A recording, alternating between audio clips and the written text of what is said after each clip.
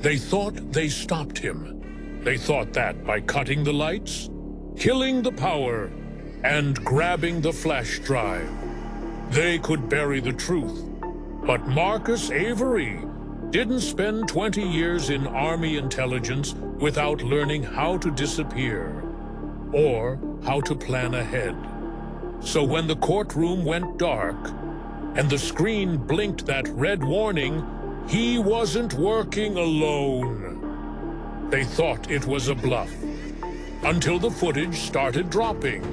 Not on TV, not on YouTube, but on private servers, encrypted, leaked, sent to lawyers, journalists, senators, because Avery knew something bigger was coming, something the courtroom couldn't contain. He didn't just have one flash drive, he had 6, hidden across the city, timed to release in waves. And the second wave? Dropped names no one was ready to see. Judges, prosecutors, police captains, a sitting state representative, all tied to a funnel of money that passed through non-profits, community grants, and cleaning the streets.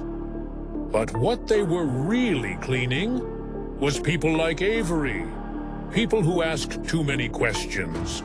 And the one thing they all had in common, a case Officer Braddock helped cover up. The dots were connecting, fast, loud, and on the news. Reporters circled City Hall like vultures. People protested in front of the precinct.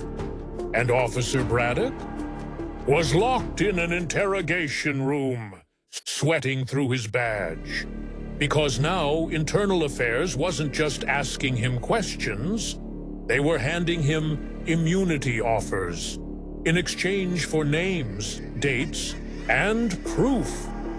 Braddock caved, but not out of guilt, out of fear. Because every time he blinked, he saw Avery's eyes staring back, not as a broken man, but as the one man he couldn't break. And just when Braddock thought it couldn't get worse, it did. Because during the second debriefing, an agent entered with a sealed envelope. No stamp, no return address. Inside, a single Polaroid, taken hours ago. Marcus Avery, standing on the roof of a building overlooking City Hall, wearing the same clothes, looking straight into the camera, alive, watching, moving. The agent paled. Braddock leaned forward. What does it mean?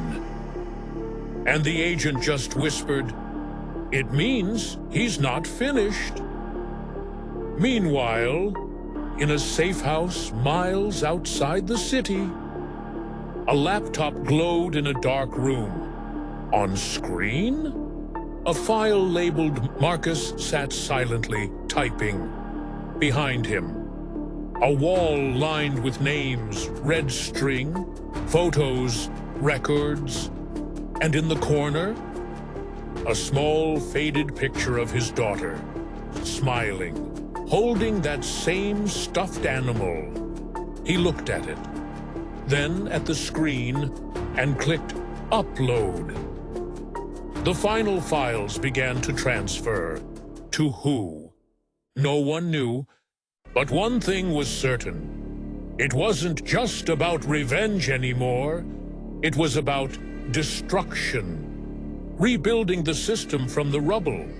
But before the upload could finish, a sound, glass shattering, a window, a boot, a shadow moving in.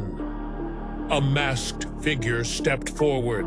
Not police, not federal, something else. Whispers through an earpiece, laser dot on Marcus's chest, silence, and then blackout.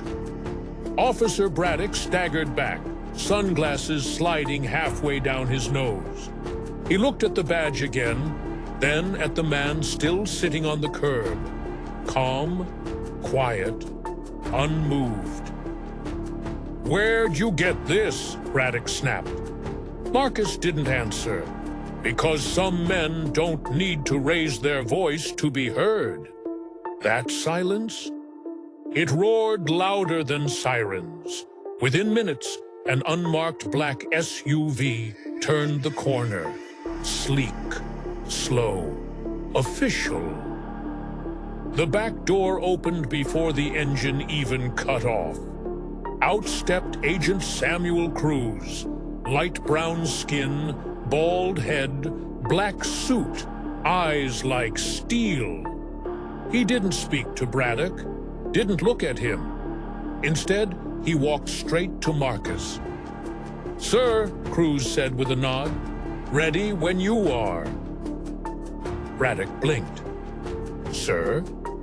Marcus stood slowly, picked up his scattered things with quiet dignity, then locked eyes with the officer. "I've been watching you," Marcus said evenly. "Recording you. Reporting you." He handed Braddock a folded document from his pocket, marked with a federal seal. "Internal Affairs gets the copy next, but I wanted you to see it first." Braddock's face turned pale. His smirk? Gone. Lieutenant Harper, who had pulled up moments earlier, watched from behind the wheel of his cruiser, lips tight. He'd warned Braddock more than once. But this? This was bigger than departmental discipline.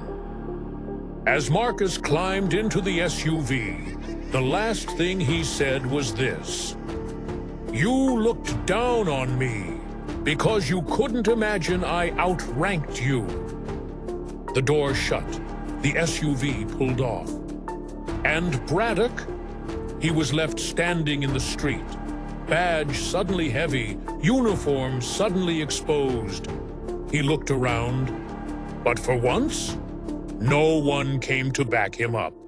Because sometimes the most powerful man in the room is the one they thought had nothing.